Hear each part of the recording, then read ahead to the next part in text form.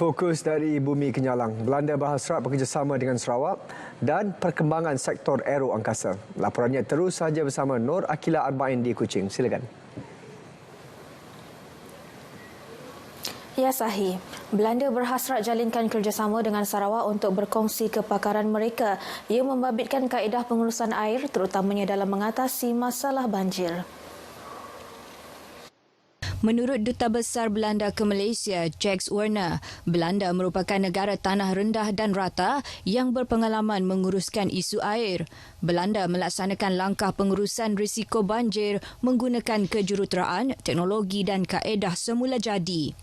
The Netherlands is almost going to sign shortly a memorandum of understanding on water cooperation with the federal government. And I suggested we should also dive a little bit deeper into the water cooperation with Sarawak, as Sarawak has been experiencing serious floods in the past few years, including in Bintulu, Sibiu and other places.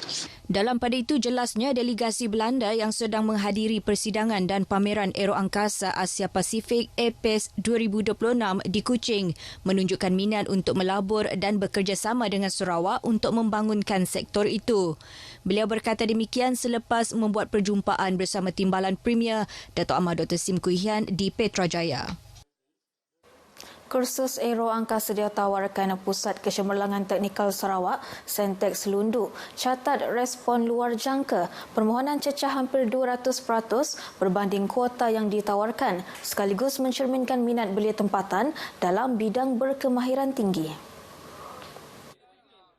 Ketua Kampus Sentex Lundu, Dr. Nor Ashikin Abdul Rahman berkata, program dilancarkan pada 2024 memberi tumpuan kepada pembangunan tenaga kerja berkemahiran tinggi dalam pembuatan dan penyelenggaraan pesawat. Kohort pertama program berkenaan seramai 48 pelajar dijangka menamatkan pengajian tahun ini. Kalau student di aero angkasa ini, mereka hanya ditempatkan di Sentex Lundu sekitar 4 bulan. Selepas itu, mereka akan diterbangkan ke Subang untuk mengikuti kelas secara praktikal di actual hangar yang sebenar. So di situ kita sebenarnya we are preparing ataupun kita menyediakan mereka ke arah itu, ke arah industri di mana menyediakan mereka dengan skill untuk ditempatkan ke bidang masing-masing selepas saja tamat pengajian di Sentex. Beliau ditemui RTM di Reruai Sentex sempena persidangan dan pameran Aero Angkasa Asia Pasifik APES 2026 yang berlangsung di Pusat Convention Borneo Kuching. Jelasnya permohonan baharu bagi pengambilan seterusnya akan dibuka pada April depan. Orang ramai yang berminat dialu-alukan untuk menghubungi atau mengunjungi Sentex Lundu bagi mendapatkan maklumat lanjut serta melihat sendiri kemudahan dan kelas yang ditawarkan. Persidangan dan pameran Aero Angkasa Asia Pasifik APES 2026 menyaksikan pertukaran beberapa memorandum persefahaman MOU yang signifikan. MOU kerjasama dirangka untuk mempercepatkan aspirasi Sarawak sebagai hub utama aero angkasa di rantau Asia Pasifik. Acara pertukaran MOU disaksikan oleh Premier Datuk Patinggi Tan Sri Abang Johari Tun Openg. MOU utama melibatkan Kementerian Pendidikan, Inovasi dan Pembangunan Bakat MEITD Sarawak dan Pertubuhan Keselamatan Sosial Perkeso dengan matlamat mewujudkan rangka kerja pembangunan tenaga kerja serta perlindungan sosial bagi sektor aero angkasa masa hadapan. Selain itu, MOU antara College University ICATS, Unit Keselamatan dan Penguatkuasaan Sarawak UKPS dan Turkish Aerospace Malaysia TUSAS bertujuan meningkatkan keupayaan dalam bidang kritikal keselamatan penerbangan, latihan penguatkuasaan serta pemindahan teknologi aero angkasa. Beberapa MOU tambahan melibatkan Pusat Pengajian Tinggi milik Sarawak dengan pemain industri untuk memupuk inovasi dalam teknologi hijau dan latihan teknikal khusus selain menjalankan penyelidikan dan pembangunan aplikasi teknologi hidrogen sejajar dengan aspirasi Sarawak dalam penerbangan mampan dan ekonomi hidrogen hijau. APES 2026 berlangsung 3 hari dari 27 hingga 29 Januari di Pusat Convention Borneo Kuching BCCK dengan sasaran kehadiran lebih 3,000 pengunjung melibatkan 1,000 delegasi, 50 pempamer dan 60 penceramah dari dalam dan luar negara. Semua permohonan projek di bawah unit hal ehwal agama-agama lain UNIFOR perlu dikemukakan selewat-lewatnya sebelum akhir Februari ini bagi mengelak kelewatan pelaksanaan projek.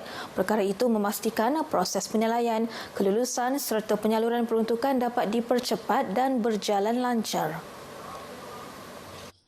Timbalan Premier merangkap Menteri Bertanggungjawab bagi UNIFOR, Datuk Ahmad Douglas Ugambas berkata, tahun lalu beberapa isu telah dikenal pasti. Justru semua ahli Dewan Undangan Negeri Adun serta pihak pengurusan rumah ibadat digesa mengemukakan permohonan awal untuk elak masalah sama berulang.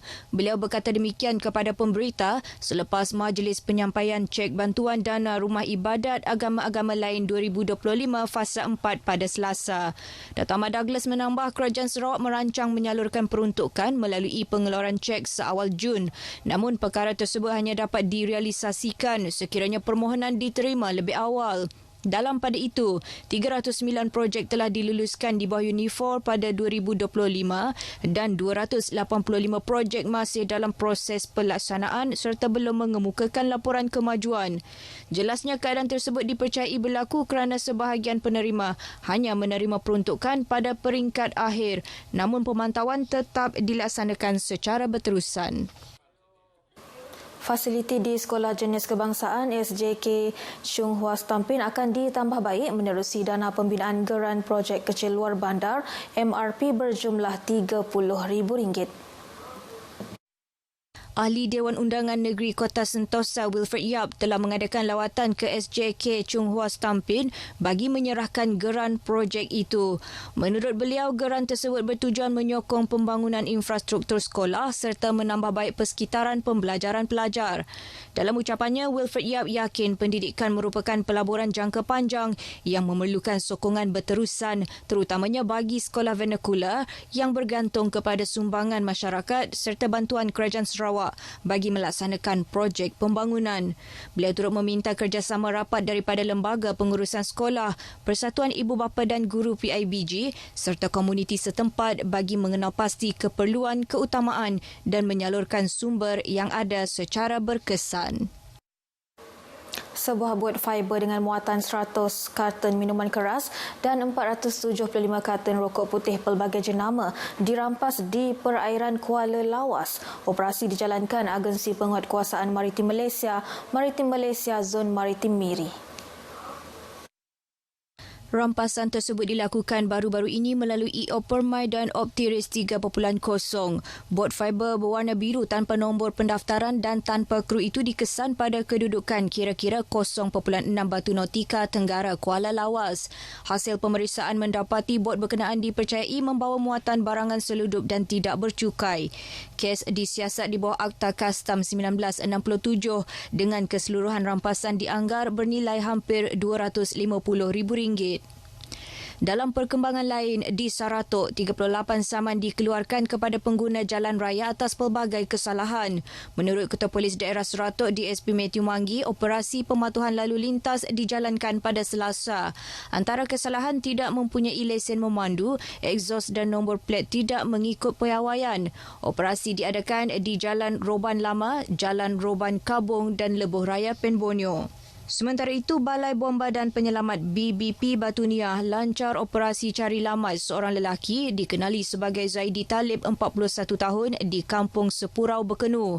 Lelaki berkenaan yang mempunyai sejarah penyakit asma dan gangguan keresahan dilaporkan keluar ke kawasan hutan di belakang rumahnya dan kemudiannya gagal dikesan. Operasi pencarian masih diteruskan. Syarikat Industri Berat di Taman Perindustrian Samalaju, Bintulu, terima notis daripada Jabatan Keselamatan dan Kesihatan Pekerjaan JKKP Sarawak. Majikan terbabit didapati gagal patuhi keperluan perundangan di bawah Akta Keselamatan dan Kesihatan Pekerjaan AKKP 1994, Akta 514. 4 notis larangan, 131 notis pembaikan dan 8 notis di bawah borang JKKP 11 telah dikeluarkan kepada majikan berkenaan semasa operasi penguatkuasaan baru-baru ini. Antara ketidakpatuhan dikenal pasti termasuk kegagalan laksana penaksiran risiko dan ketiadaan prosedur kerja selamat. Selain itu, tiada pengelasan bahan kimia, ketiadaan laluan keluar masuk loji yang selamat serta pelbagai kesalahan lain yang boleh mendatangkan risiko kemalangan dan penyakit pekerjaan. Operasi yang dijalankan dari 19 hingga 23 Januari lalu bertujuan meninjau kepatuhan majikan menurut Akta AKKP 1994 dalam operasi syarikat. Berita itu tadi mengakhiri perkongsian dari Sarawak. Perkembangan selanjutnya kembali kepada Sahih Salam Malaysia Madani. Terima kasih Akila.